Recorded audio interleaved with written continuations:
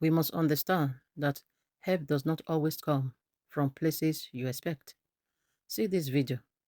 This animal was trapped by a crocodile. His friends and family stood by watching because they are afraid to die. I believe at the initial stage of the attack, this animal would believe or thought that one of them would come and help. But surprisingly, none turned up.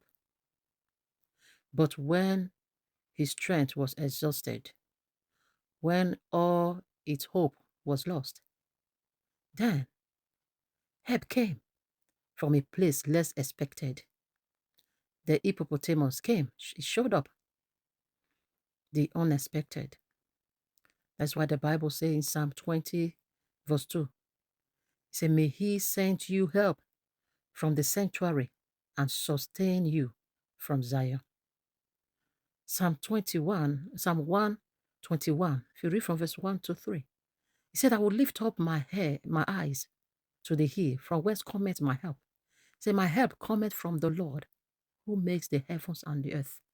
He will not suffer my foot to be moved. Yes, he who keepeth Israel never sleep nor slumber. It is the word of the Lord.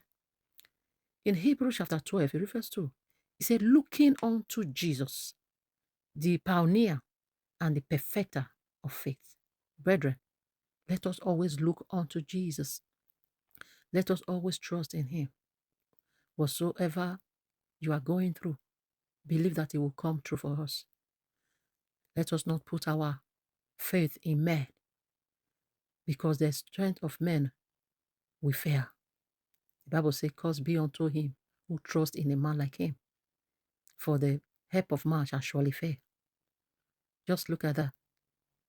All its friends, family members, they are there watching while the crocodile was trying to pull it inside the water.